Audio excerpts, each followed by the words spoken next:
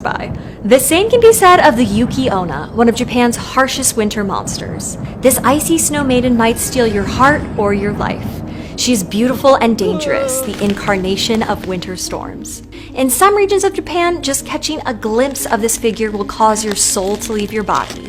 Other places give her the trait of motherhood. She will ask you to hold her baby or may appear accompanied by snow children. And in some region stories, she's a vengeful spirit, actively seeking out those who wronged her when she was alive.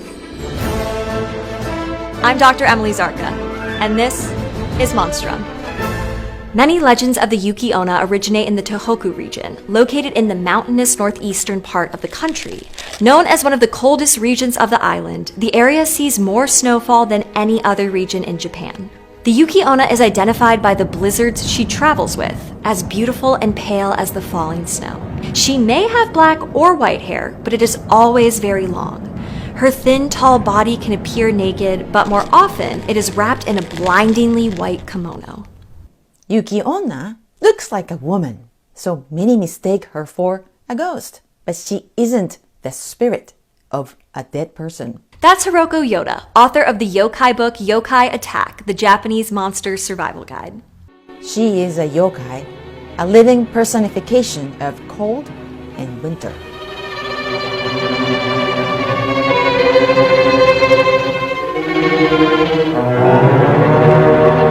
But I don't consider Yuki onna a monster. I see her as an avatar of nature.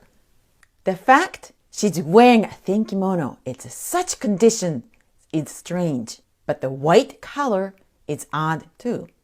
Of course, it symbolizes frost and snow. Yuki wa atatakai. But traditionally, white kimono are also used as a burial dress for the dead. It would be very scary to see a woman dressed in a light white kimono in a blizzard. She can shapeshift into mist or falling snow, making her invisible against the blizzards she appears alongside, the better to sneak up on her victims. Yuki onna's story is a classic example.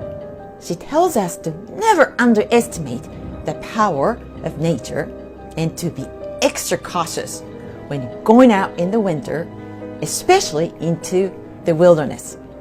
The Yuki onna is a kind of winter succubus type yokai.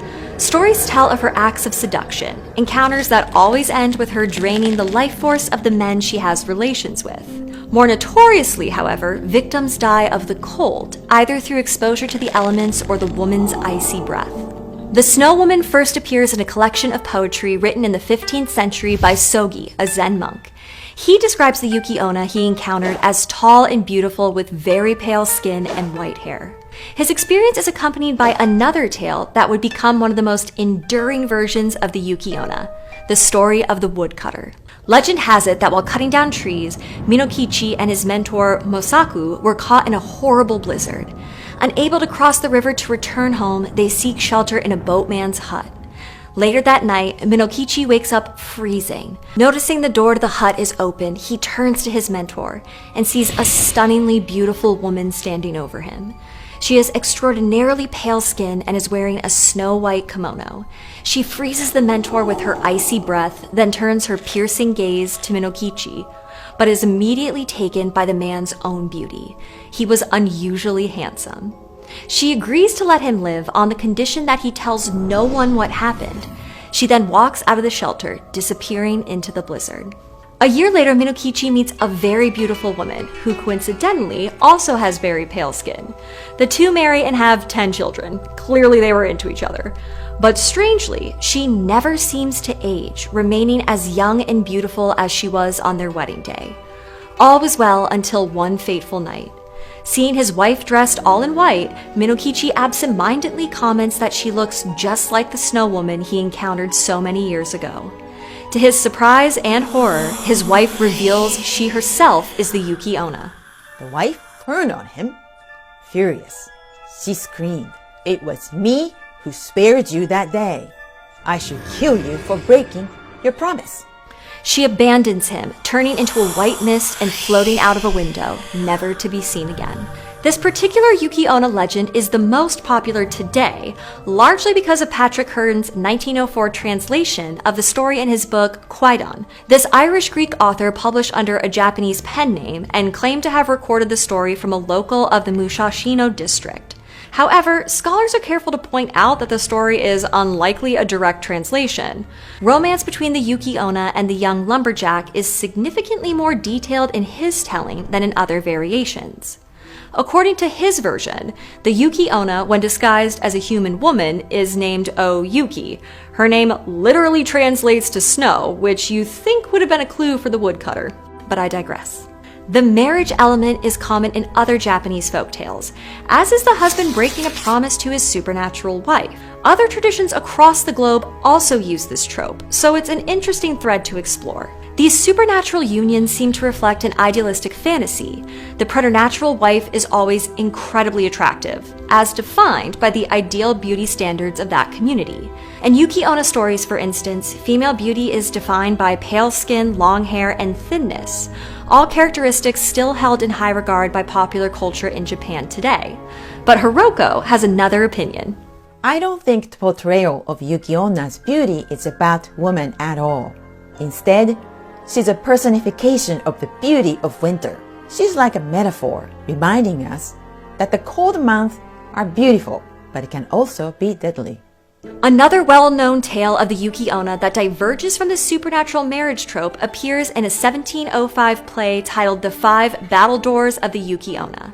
Penned by Chikamatsu Monzaemon, a noted kabuki and puppet theater playwright, he wrote both historical and domestic dramas. In other words, he wrote about both legendary deeds and heroic figures as well as everyday domestic life. The Five Battledores of the Yuki Onna falls somewhere in between both categories. His version removes the relationship between yokai and man in favor of a vengeful ghost story. The drama centers on a man planning on assassinating a shogun in his home during the New Year holiday. In order to do so, he must get the shogun's devoted maid out of the house. So he tells her that her boss is planning to send an army to fight the lord of her lover. He instructs her to warn the others in the household, ensuring the woman that his brother is waiting outside the garden gate to help her leave the property. In truth, this is a lie. No one waits for her outside the still locked gates, and the trapped maid freezes to death inside the snow-covered courtyard. But she does not perish entirely. Upon her death, she transforms into a snow woman, her blue kimono replaced with a white one. Then she seeks revenge against the man who sent her on a false errand. While the dangers of being